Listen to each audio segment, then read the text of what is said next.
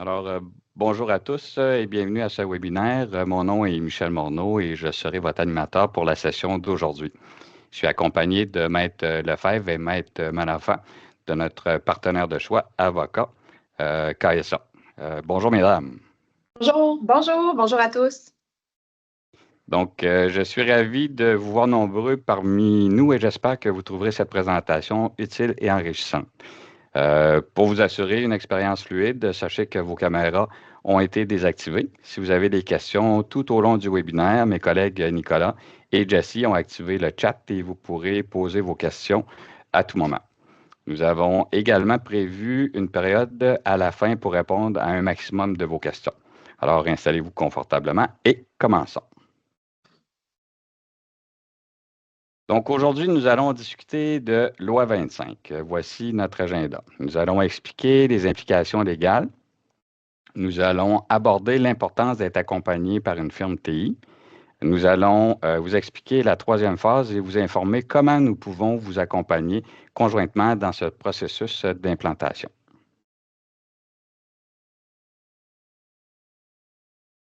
Qui sommes-nous? J'aimerais nous présenter un tout petit peu avant qu'on puisse aller vraiment là, dans les choses concrètes. Solulan est en affaires depuis 1999. Nous sommes une firme de consultants informatiques spécialisée dans l'intégration et la maintenance de systèmes technologiques avec une expertise approfondie en cybersécurité. Nous mettons un point d'honneur à maintenir nos valeurs fondamentales qui sont l'intégrité, le leadership et l'engagement.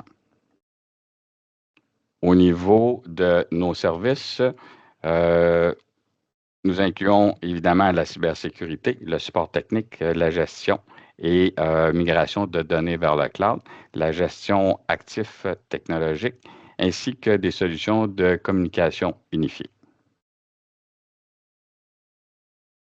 Nous sommes fiers de détenir la certification SOC 2 Type 2. C'est une certification qui évalue la gestion des données en se concentrant sur la sécurité, la disponibilité, l'intégrité du traitement, la confidentialité et la protection des données.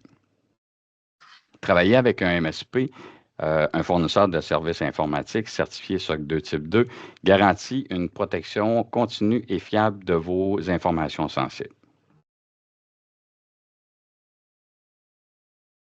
Qu'est-ce qui nous distingue? Chez Solunan, nous mettons en avant notre expertise de plus de 25 ans avec des spécialistes certifiés. Notre collaboration avec des partenaires pour offrir la meilleure technologie du marché et nous sommes très, très, très flexibles pour adapter vraiment aux besoins de nos clients. Donc, c'est ce qui parlait de Solulan. Je vous en dis pas plus, là, je ne vous tente pas plus avec ça pour l'instant. Donc, ici, j'aimerais porter une petite notion là, sur une note qui était sur le site Internet du CAI, qui est la Commission à l'accès à l'information. C'est eux vraiment qui régissent là, la loi 25. En fait, la Commission à l'accès à l'information mentionne là, de ne pas hésiter à consulter un juriste spécialisé de la vie privée et un spécialiste en sécurité de l'information pour vous accompagner. C'est donc avec plaisir que je vous présente nos partenaires de choix, KSA Avocat. Mesdames, je vous passe le flambeau pour la partie légale. Bonjour à tous. Alors, ça nous fait plaisir de se joindre à vous. Merci Solulan, merci à vous, là, les participants, de nous accueillir. Donc, pas bien long, on va changer. C'est peut-être la slide, c'est ça. Effectivement. Donc, bureau KSA Avocat et notaire. Donc, on a une place d'affaires à Lévis, place d'affaires à Québec, à Trois-Rivières, à Rivière-du-Loup. Donc, on est plus de 50 avocats et notaires. Donc, on a des notaires qui sont à l'interne et des bureaux notaires qui sont associés à nous là, au fil des ans. On est vraiment un cabinet d'avocats d'affaires. En fait, effectivement, pour ceux qui connaissent un petit peu moins, là, pour contextualiser d'où on vient, en fait, Marie-Pierre Lefebvre et moi-même sommes des avocates d'une quinzaine d'années déjà de pratique et nous avons eu l'occasion au cours des 2 dernières années et plus, là, je dirais, là, d'accompagner plusieurs entreprises dans le cadre des divers changements qui impliquent la loi 25, bien entendu. Chacune à notre façon, on a eu l'occasion dans les dernières années de développer une spécialisation dans ce domaine-là, notamment Je dis notamment parce que, en ce qui concerne ma collègue Marie-Pierre, Marie-Pierre est spécialisée spécifiquement en droit des affaires, mais a développé une expertise toute particulière là, dans le cadre de diverses institutions financières, notamment, et d'assurance, en matière de protection des renseignements personnels. Pour ma part, juste pour votre gouverne, ma pratique principale se situe au niveau du droit du travail. Donc, je travaille à accompagner diverses entreprises de tous les domaines là, dans ce secteur-là.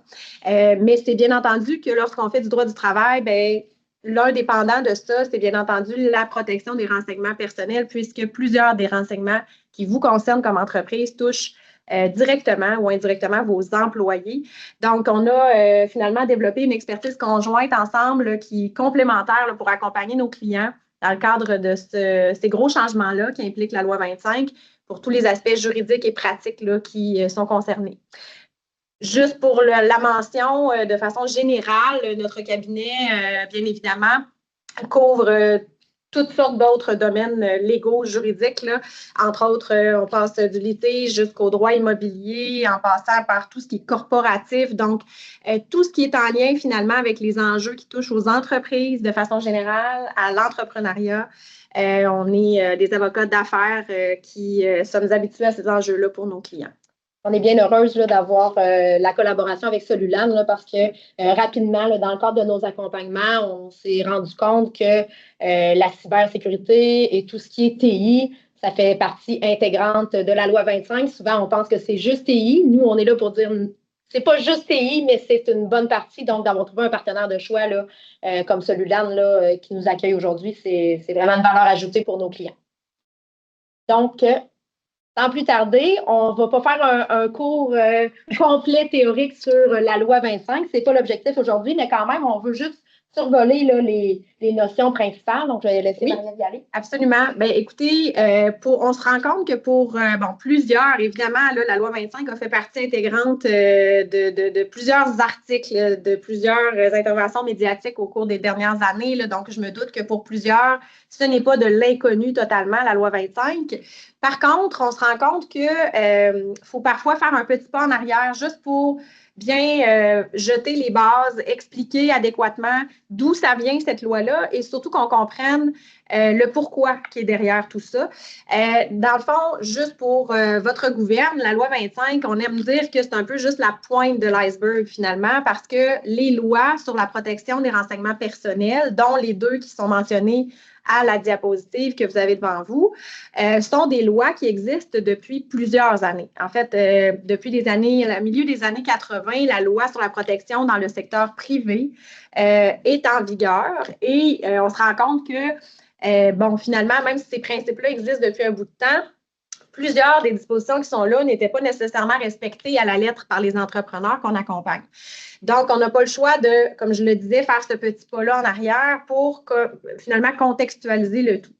La loi 25, ce qu'elle est venue faire, c'est de finalement ajouter une couche à cette loi-là, une couche d'abord d'obligation, mais surtout de modernité. Parce que, bien entendu, qu'au milieu des années 80, les technologies n'étaient pas les mêmes que celles d'aujourd'hui. Donc, l'intention du législateur, c'était finalement d'abord de donner beaucoup plus de pouvoir et de contrôle aux individus sur les données qui les concernent, mais aussi de s'assurer que finalement la loi suive la technologie et soit finalement bonne pour longtemps parce qu'on ne sait pas comment les technologies vont évoluer dans le futur. On disait qu'on renforce les droits, le contrôle des individus sur leurs données, mais c'est bien entendu que le pendant de ça, pour vous comme entrepreneur, c'est qu'on renforce vos obligations. Alors, on a ajouté, bien évidemment, plusieurs dispositions sur ce que vous devez avoir, on va en parler un petit peu plus tard, là, mais comme documentation obligatoire. Mais sachez que l'un des ajouts, l'une des nouveautés importantes est également l'obligation de divulgation des incidents de confidentialité. Cette obligation-là, elle n'existait pas dans la loi antérieure. En fait, les divulgations pouvaient se faire évidemment de façon volontaire par les entreprises, mais il n'y avait pas d'obligation spécifique prévue à la loi. Maintenant, ce que vous devez savoir, c'est que tout incident qui se produit au sein de votre entreprise se doit d'être analysé Et dans l'optique où il y a un préjudice sérieux qui est relié à cet incident-là, l'incident va devoir être divulgué non seulement à la commission d'accès à l'information, mais également à la personne ou aux personnes concernées par l'incident, ce qui, bien évidemment, peut entraîner un risque réputationnel important en sus des amendes qui sont prévues à la loi. Donc, raison de plus, je vous dirais, pour prendre ce dossier-là au sérieux, pour vous associer de professionnels chevronnés, tant au niveau technologique que juridique.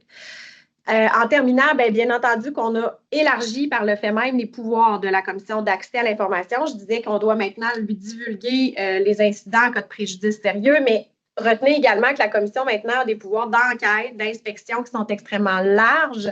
Donc, advenant une plainte, advenant une dénonciation quelconque qui soit faite, ou même de façon aléatoire, la CAI peut faire des vérifications très, très poussées au sein de vos milieux.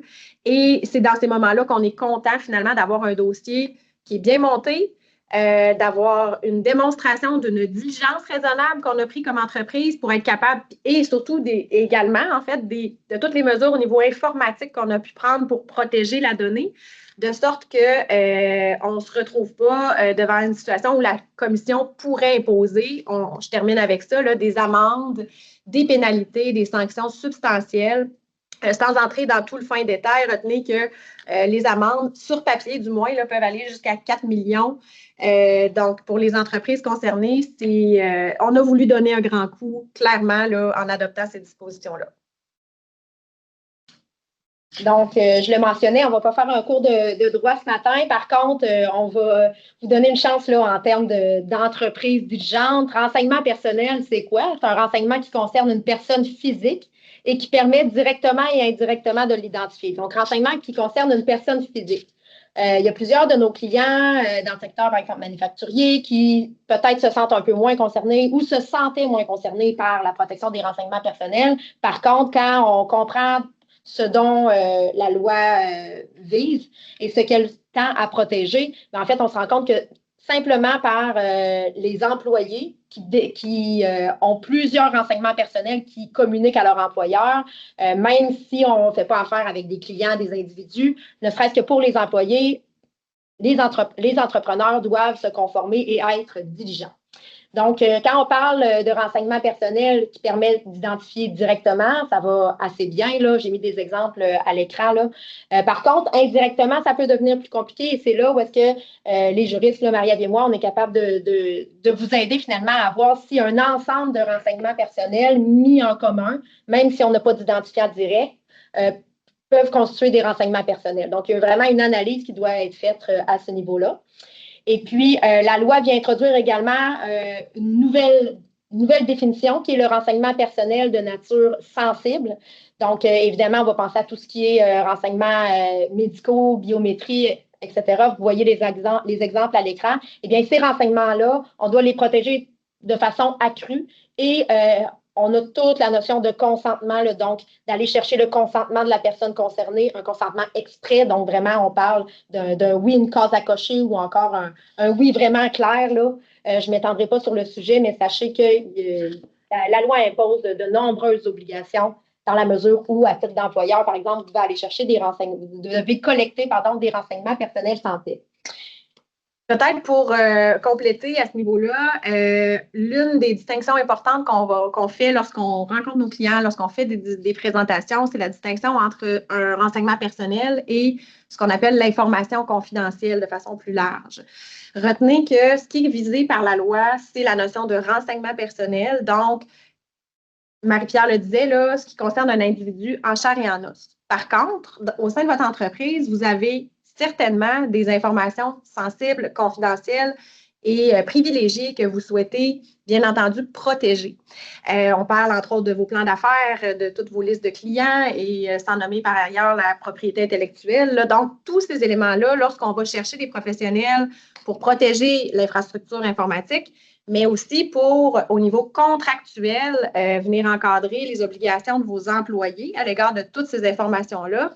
C'est bien entendu que la loi 25 donne un bon levier, finalement, pour venir de façon plus large encadrer, protéger les informations que vous considérez comme étant charnières là, au sein de votre entreprise. Rapidement, écoutez, on pourrait vous parler une journée de temps là, de toutes les modifications, puis c'est pas peu dire, là, qui ont été apportées par la loi 25, mais on veut quand même juste faire un bref survol là, de ce qu'il y a eu comme finalement 3 phases, là, dans le fond, au niveau de la loi. Retenez que d'abord, depuis 2022, si vous ne le saviez pas déjà, plusieurs le savent déjà, mais vous devez avoir désigné, bien entendu, une personne qui est responsable de la protection des renseignements au sein de votre entreprise et l'avoir dénoncé sur votre site Web.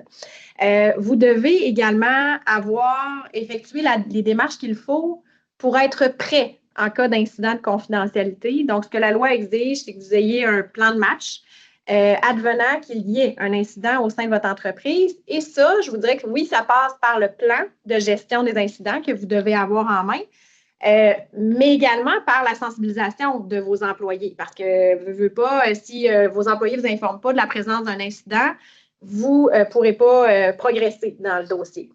Et finalement, retenez qu'il faut que vous teniez maintenant un registre de tous les incidents de confidentialité qui peuvent survenir au sein de votre organisation. Depuis 2023, septembre 2023, vous devez également avoir adopté au sein de votre organisation des politiques, des pratiques qui encadrent finalement la gestion des renseignements au sein de votre entreprise. Et retenez que vous devez également, de façon ponctuelle et au besoin, procéder à ce qu'on appelle une évaluation des facteurs relatifs à la vie privée. Là, écoutez, c'est un long terme. Retenez que cette analyse-là va être nécessaire dans certains cas, entre autres lorsque votre entreprise est appelée à transmettre à l'extérieur de la province de Québec des données, ou encore lorsque vous implantez au sein de votre organisation un nouveau système qui a pour effet de mettre en cause des renseignements personnels.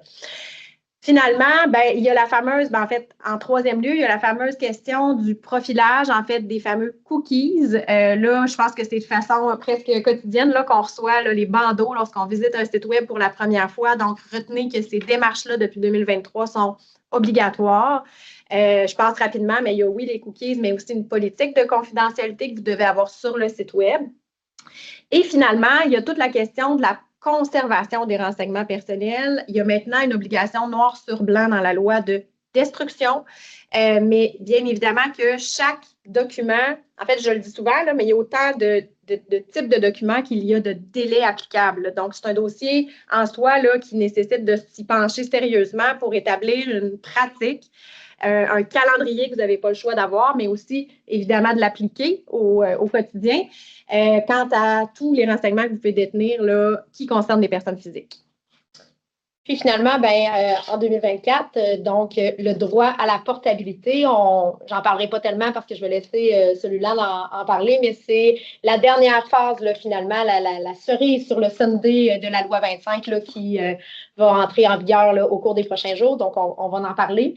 Et rapidement, le cycle de vie du renseignement personnel, quand on fait nos présentations, là, on s'étend et on échange avec les clients sur chacune des phases du cycle de vie. Ce n'est pas nous qui avons inventé le concept, là, c'est un concept qui est repris notamment par la Commission d'accès à l'information, mais l'idée est que les entreprises ont des obligations et les individus ont des droits à chacune de ces étapes du cycle de vie. Donc, à partir du moment où le renseignement personnel est collecté, par l'entreprise, comment est-ce qu'il est utilisé, ensuite de ça, comment est-ce qu'il est communiqué autant à l'interne, donc on va penser aux droits d'accès qu'on va travailler là, de concert avec justement les firmes en technologie de l'information, qu'à l'externe, donc les communications à des fournisseurs. Ensuite de ça, la conservation, donc là, comment est-ce qu'on protège les renseignements personnels pendant qu'on les détient, donc quand ils sont dans notre infrastructure, dans nos systèmes. Et ultimement, la dernière phase, c'est la destruction. Donc, le législateur a vraiment prévu des obligations à chacune de ces étapes du cycle de vie. Et nous, on est là pour les vulgariser, puis expliquer finalement à nos clients qu'est-ce qu'il y en est réellement, le pratico-pratique, qu'est-ce que ça change là, dans la vie de tous les jours, dans les opérations, ces nouvelles obligations-là, de concert avec les pratiques de l'entreprise actuelle. Donc, je vais laisser la parole à celui-là maintenant pour l'importance d'une firme TI. Merci beaucoup, mesdames. C'est fort intéressant de vous entendre et c'est un résumé très, très, très clair. J'espère que les participants ont pu comprendre l'essentiel de ce que vous avez expliqué, mais moi, j'ai totalement compris qu'il faut protéger ce qu'on détient et mettre des processus en place. Maintenant, euh, pourquoi un expert en cybersécurité est essentiel pour vos entreprises? En fait, un partenaire en cybersécurité comme Solulan vient sécuriser vos données sensibles. On s'assure de mettre en place des politiques et des procédures TI qui sont robustes et on vous aide également à gérer le risque lié à la cybersécurité. En fait, Solulan vient réduire les risques et garantir une protection continue permettant à votre entreprise de fonctionner de façon très, très sécuritaire et sereine. La fameuse phase 3, en fait, c'est la phase qui est peut-être la plus simple, mais en même temps qu'il faut prendre en considération. En fait, elle est prévue pour le 22 septembre 2024. Elle aborde un aspect qui est crucial pour la protection des données personnelles. C'est, comme mesdames ont mentionné, le droit à la portabilité des données. À partir de cette date-là, les individus auront le droit de recevoir les renseignements personnels que votre entreprise a recueillis sur eux dans un format technologique qui est structuré et évidemment sécurisé. Maître Lefebvre, vous vouliez ajouter une précision à ceci. Oui, bien, en fait, je trouvais que le droit à la portabilité, c'est un exemple là, parfait pour la complémentarité finalement entre la firme TI, qui est Solulan, et les experts juridiques, en ce sens que, évidemment, la portabilité, ça a un gros volet TI. Par contre, il ne faut pas oublier qu'en amont, de l'analyse et d'aller collecter les informations pour être en mesure de transmettre les renseignements qui sont demandés par un individu. En fait, il faut se poser la question, est-ce que l'individu a droit d'avoir accès aux renseignements qu'il demande? Donc, en fait, de un, il y a des conditions, hein, je les ai inscrits là, sur la diapositive. Les renseignements, ils doivent être informatisés, ils doivent être recueillis par une entreprise privée. Donc, on n'a pas l'obligation de remettre à un individu qui demande des renseignements personnels le concernant dans la mesure où on ne les a pas. On n'a pas à inventer des renseignements. Et ils doivent être recueillis directement ou indirectement auprès de l'individu. Donc, ces conditions-là, en fait, c'est l'organisation qui doit y répondre. Donc, c'est ni plus ni moins un droit d'accès qui existait déjà. Par contre, là, il y a tout le volet TI là, que je vais vous laisser expliquer, là, qui est vraiment ajouté. Donc, c'est un bel exemple de complémentarité. Donc, c'est simplement ça que je voulais préciser. Absolument. Merci beaucoup. Donc, comment on procède là, vraiment pour répondre à cette requête? Dans cette diapositive, là, on présente vraiment le processus pour répondre à une demande de portabilité de données. En fait, la première étape, c'est vraiment la personne fait une demande officielle pour obtenir les données que votre entreprise a collectées sur elle ou sur lui. Ensuite, les données sont stockées et accessibles pour faciliter le transfert en toute sécurité. Ce que nous, on recommande, évidemment, comme on est des experts Microsoft, on va recommander la création d'un site SharePoint qui est sécurisé. Puis enfin, les données sont transférées de manière numérique en s'assurant que le processus est entièrement sécurisé pour protéger, évidemment, les données qui sont sensibles. On va vraiment s'assurer de vous accompagner là, pour sécuriser chacune des étapes et garantir la conformité au niveau là, de votre entreprise.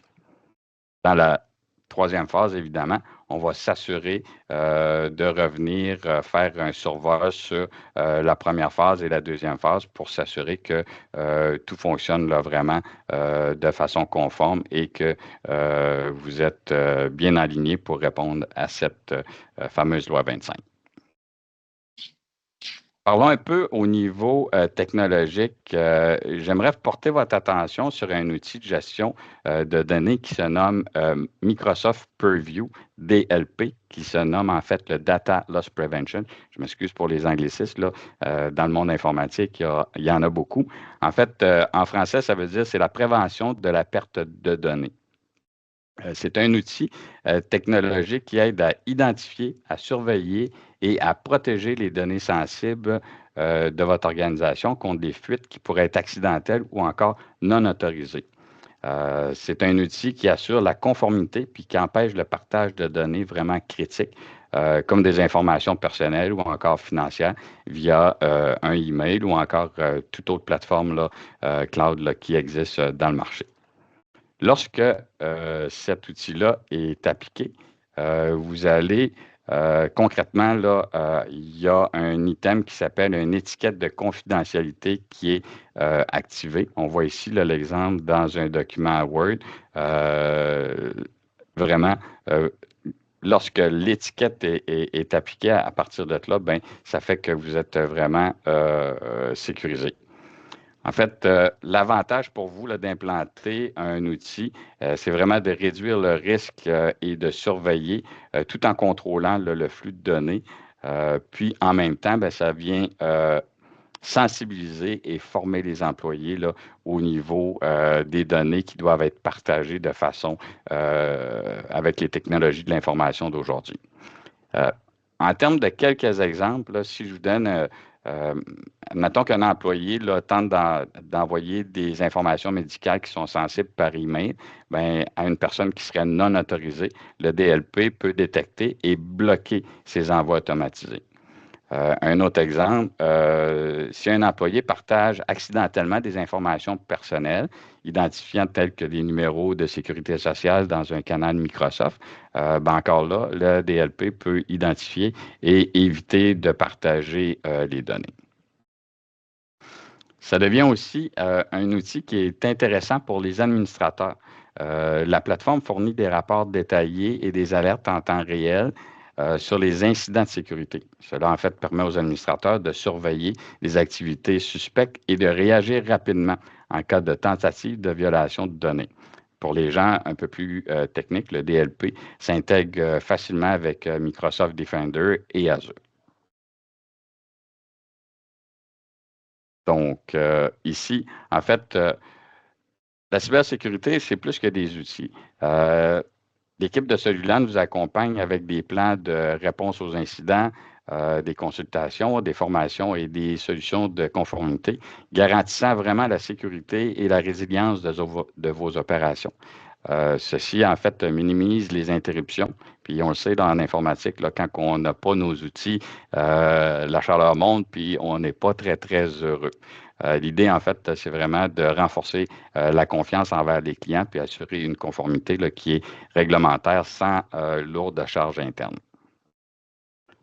Donc, si maintenant on vient vous expliquer un petit peu là, de quelle façon on peut vous accompagner de façon conjointe, là, autant au niveau technologique qu'au niveau légal, j'offrirai la parole à Maître Lefebvre ou Maître Malenfant là, pour dire un peu comment KSA peut accompagner les entreprises. Oui, avec plaisir. Bien, en fait, si on veut faire ça simple, souvent, lorsqu'on accompagne nos clients, ce qu'on leur dit d'entrée de jeu, c'est que notre accompagnement à nous, il se divise essentiellement en deux grands volets. Il y a le volet qu'on appelle théorique ou documentaire et il y a tout le volet pratique. Donc, si je débute par tout ce qui est en lien avec le documentaire, c'est-à-dire que je le mentionnais d'entrée de jeu, la loi est venue obliger toutes les entreprises là, du Québec à adopter une multitude de documents et de contrats également pour pallier à diverses étapes justement là, de ce fameux cycle de vie. On peut d'abord, là, sans nécessairement les passer dans le fin détail, chacune d'elles, retenez que la grande nouveauté, c'est l'obligation d'avoir une politique de protection de vos renseignements personnels à l'interne, politique qui va venir finalement chapeauter l'ensemble de vos actions en lien avec la gestion des données, des renseignements. C'est une politique qui parfois peut donner certains maux de tête là, aux employeurs et aux entreprises en général là, parce que, bon, on ne sait pas trop quoi inclure dedans. Il y a beaucoup de choses qui doivent être couvertes. Donc, là-dessus, on est évidemment bien outillé, là, très, très bien outillé là, pour vous fournir les documents clés en main.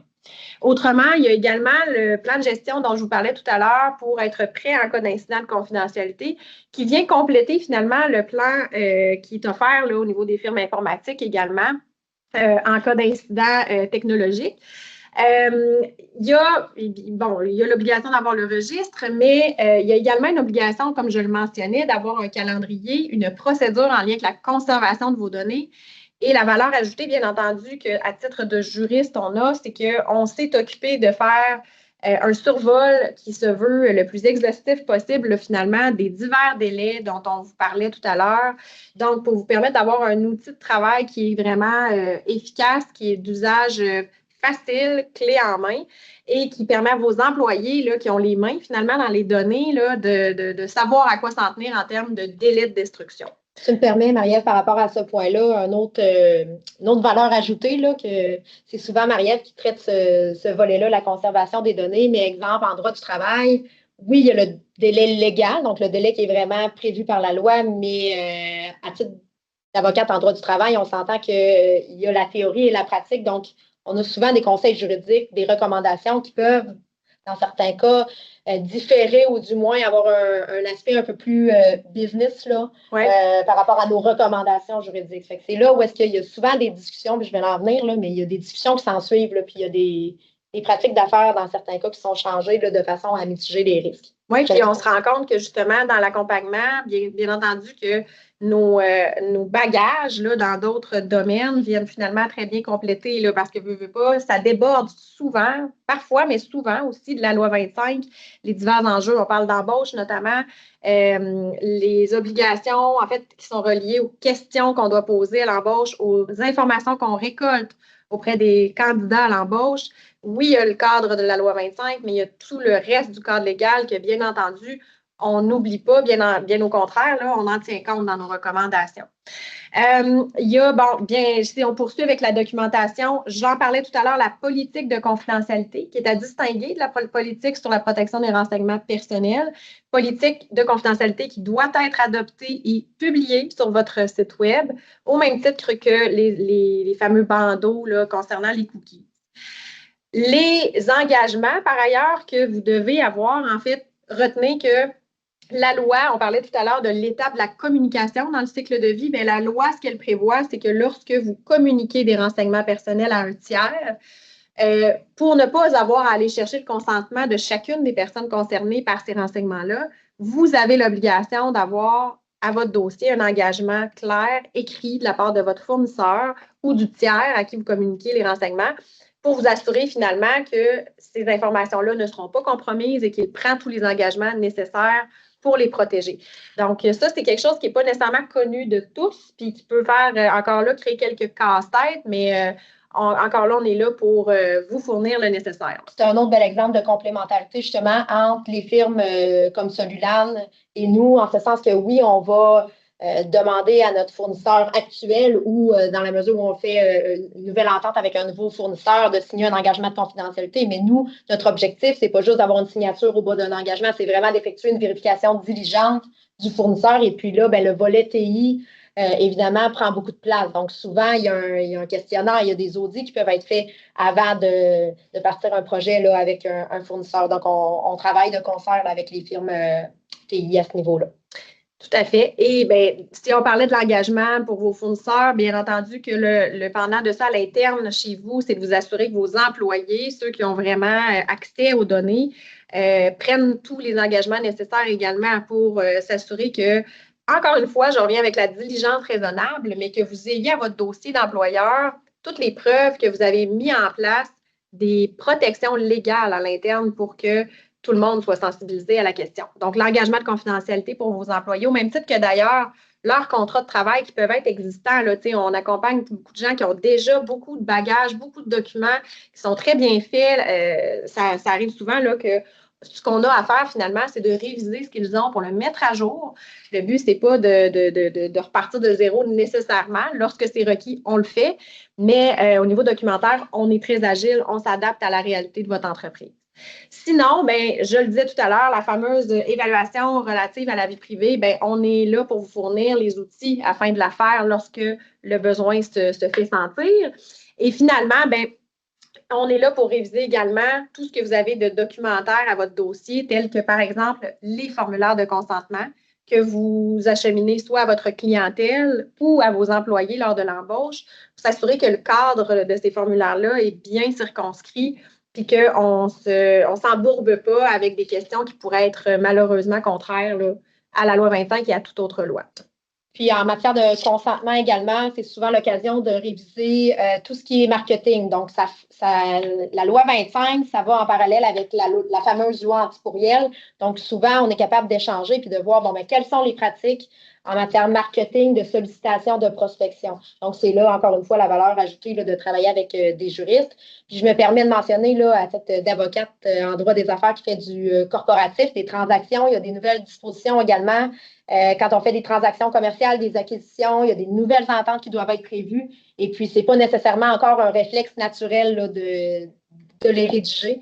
Donc, il ne faut pas oublier là, que c'est de la documentation qu'on n'a pas mis dans la liste, mais quand il y a des projets d'acquisition, il ne faut pas négliger là, tout ce qui est vérification diligente en matière de protection de l'information. Puis encore une fois, tout le volet TI prend son importance. Donc, je pense que ça couvre pas mal le volet documentaire. Donc, dans la paperasse, on est à la bonne place pour la paperasse avec les avocats. Par contre, comme vous le constatez, là, on aime avoir des accompagnements qui sont pratiques. Donc, pratico-pratique, là, ce qu'on fait en vérité quand on commence les accompagnements, c'est qu'on se déplace au sein des comités de direction, les entreprises, on fait des webinaires, puis on explique la loi 25, mais toujours d'une façon personnalisée. On ne veut pas que ce soit trop théorique. On regarde vraiment quelles sont les obligations, les nouveautés qui ont un impact sur les affaires d'entreprise. On veut vraiment que le projet ait un début, ait une fin. Puis s'il y a des passionnés au sein des entreprises, parfait. Il y a toujours moyen d'améliorer, de peaufiner notre conformité à la loi 25. Mais notre objectif à nous, c'est vraiment d'aller identifier les risques avec les comités de direction, avec les gestionnaires et de les mitiger. Donc, c'est vraiment l'approche d'affaires qu'on aime avoir là, quand on accompagne nos clients. Puis jusqu'à maintenant, ben, ça va très bien. Là, on en a complété plusieurs. Puis ce n'est pas un projet qui s'étire sur plusieurs années, même si, comme je le mentionne, il y a toujours place à amélioration. Donc, on regarde ce qui est en place, on regarde c'est quoi les objectifs, la tolérance au risque de l'entreprise qui est souvent peu élevée là, en matière de conformité. Puis, on échange puis on avance assez rondement là, dans nos accompagnements. Puis il y a toujours le volet sensibilisation là, qui est bien apprécié. Évidemment, les employeurs doivent faire des formations à leurs employés. Donc, nous, on est là pour directement aller rencontrer les employés puis leur faire un petit cours rapide là, sur leur implication en lien avec la protection des renseignements personnels, toujours dans l'intérêt de l'employeur. Donc, puis pour faire un lien avec ce que M. Morneau va aborder dans quelques secondes, en fait, nous, retenez qu'on est là pour, oui, vous accompagner, puis vous formuler également nos observations, nos recommandations quant à vos pratiques. Par contre, là où s'arrête notre expertise, c'est lorsque arrive justement le secteur technologique où là, c'est bien entendu qu'on a besoin de l'appui de firmes de choix là, pour accompagner nos clients. Je vous laisse la parole, M. Morneau.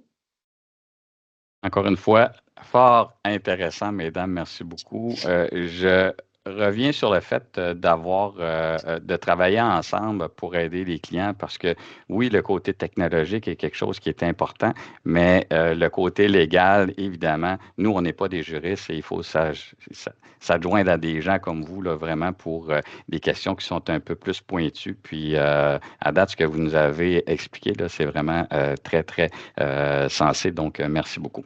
Donc, peut-être pour vous dire un petit peu là, comment on peut joindre les efforts de KSA.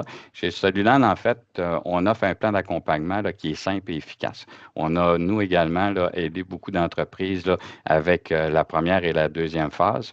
Donc, tout commence là, par des rencontres avec notre équipe de conformité pour vous guider là, vraiment dans l'application des requis essentiels, comme vous avez mentionné, évidemment, là, la nomination d'un responsable et la publication des informations qui sont nécessaires sur le site Web. Nous vous assistons également dans la création et la mise à jour de vos procédures et politiques internes, ainsi que dans la documentation requise pour vos employés, y compris les formulaires de déclaration. Puis, je me dis souvent à la blague là, avec mes clients là, qu'un incident brèche d'information, là, c'est souvent comme quelqu'un qui va se blesser avec la CNSST. Là, il faut avoir des formulaires pour pouvoir déclarer, conserver l'information dans des registres pour justement consultation future. Donc, en deuxième phase, nous vous offrons une consultation gratuite avec notre équipe de cybersécurité. Celle-ci émettra là, des recommandations pour renforcer vos défenses et garantir que vos pratiques sont conformes aux meilleures normes de sécurité. Grâce à cet accompagnement complet, vous aurez toutes les ressources nécessaires pour gérer vos obligations et avoir vraiment une tranquillité d'esprit.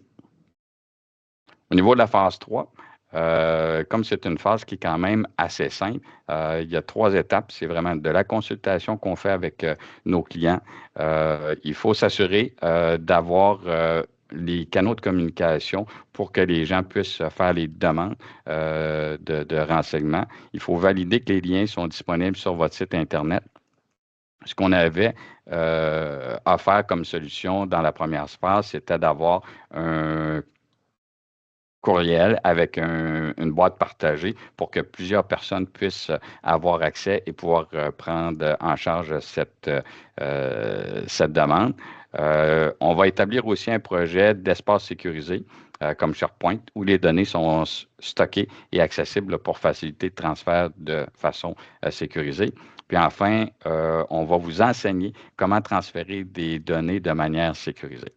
Donc, pour obtenir une offre d'accompagnement personnalisé, je vous invite à communiquer avec nous et l'équipe de KSA, soit par courriel, par téléphone. Vous aurez là, les détails de nos coordonnées par la suite. Là, puis, ça va nous faire plaisir de vous faire une proposition qui va être personnalisée là, vraiment selon vos besoins parce que, évidemment, au niveau d'entreprise, vous n'êtes pas tous au même niveau. Au niveau de la loi 25, il y a des gens qui ont mis beaucoup de travail et d'autres qui ont malheureusement rien de mis en place actuellement. Donc, on va vraiment faire quelque chose là, de personnalisé à ce niveau-là. Donc, on serait rendu maintenant à la période des questions. Je vais juste modifier un petit quelque chose pour voir les questions comme il faut.